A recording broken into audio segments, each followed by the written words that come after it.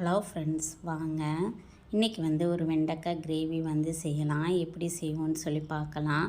நான் கடாயில் வந்து எண்ணெய் ஊற்றி வெண்டைக்காய் வந்து இப்படி பீசஸாக கட் பண்ணி வச்சுருந்தேன். அதையும் அந்த எண்ணெயில் போட்டுருங்க. அது நல்லா வதங்கட்டும். லைட்டாக உப்பு போட்டு இறக்கிருங்க. அதே கடாயில் வந்து எண்ணெய் ஊற்றிக்கோங்க.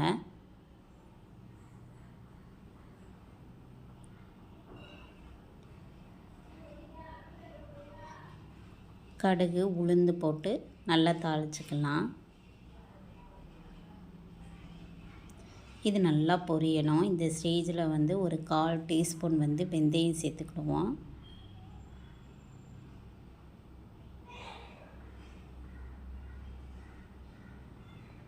அது நல்லா பொரியணும். இப்போ கட் பண்ணி வச்சுருக்கிற வெங்காயம், பச்சை மிளகாய் இதையும் சேர்த்துக்கிடுவோம். பச்சை மிளகாய் வந்து காரத்துக்காக ஒரு பச்சை மிளகாய் வந்து நான் கட் பண்ணி சேர்த்துருக்கேன்.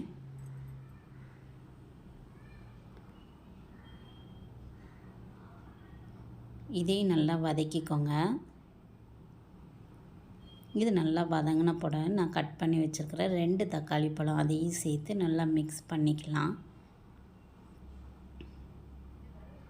இந்த 2 காயுமே வந்து நல்லா வேகணும். வெங்காயமும் தக்காளியும் வந்து நல்லா வதங்கிடணும். வதங்கினா தான் நம்மளுக்கு டேஸ்டியாக இருக்கும்.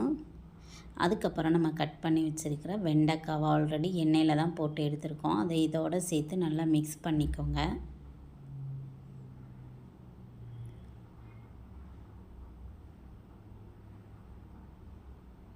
இதோடு சேர்ந்து மிக்ஸ் ஆனால் மட்டும்தான் இந்த கிரேவி வந்து டேஸ்டியாகவும் நல்லாவும் இருக்கும். அதனால் நல்லா மிக்ஸ் பண்ணிக்கோங்க. 1/4 டீஸ்பூன் மஞ்சள் தூள் போட்டு அதையும் சேர்த்து நல்லா மிக்ஸ் பண்ணிக்கிடுவோம். மஞ்சள் தூள் போட்டோடனே நல்லா மிக்ஸ் பண்ணிடணும். அப்போ தான் எல்லா காயிலுமே இது வந்து படும். ஸோ நல்லா மிக்ஸ் பண்ணிக்கோங்க.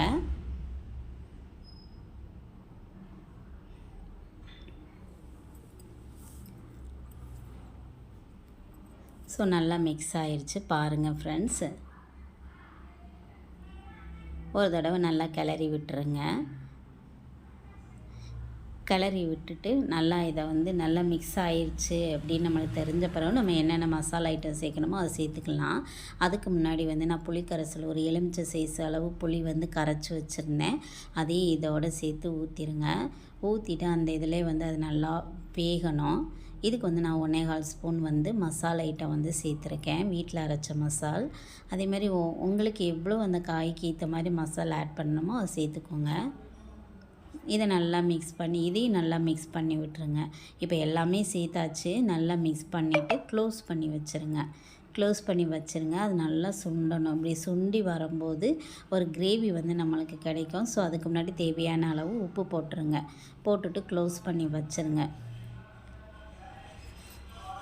தேவையான அளவு தண்ணியும் ஊற்றியாச்சு. ஸோ க்ளோஸ் பண்ணி வச்சுருங்க. ஒரு டேஸ்டியான வெண்டைக்காய் பொரியல் வந்து ரெடி ஆயிடுச்சு. இதே மாதிரி ட்ரை பண்ணி பாருங்கள். வெண்டைக்காய் கிரேவி வந்து ரெடி ஆயிடுச்சு. ட்ரை பண்ணி பாருங்கள். பிடிச்சிருந்துச்சுன்னா சேனலை லைக் பண்ணுங்கள், சப்ஸ்கிரைப் பண்ணுங்கள், ஃபார்வர்ட் பண்ணுங்கள் ஃப்ரெண்ட்ஸு. இது வந்து சைடிஷ்ஷாக வந்து நம்ம குழந்தைகளுக்கு வந்து செஞ்சு கொடுத்தோம் அப்படின்னா கொஞ்சம் டிஃப்ரெண்ட்டாக இருக்கும். சாப்பிடுவாங்க குழந்தைகள் வந்து. ஸோ குழம்பு மாதிரி வச்சு கொடுத்தா சாப்பிட மாட்டாங்க வெண்டைக்காவை. இப்படி வச்சு கொடுத்தீங்கன்னா கண்டிப்பாக சாப்பிடுவாங்க ஃப்ரெண்ட்ஸ். ட்ரை பண்ணி பாருங்கள். பிடிச்சிருந்துச்சுன்னா லைக் பண்ணுங்கள். Thank you for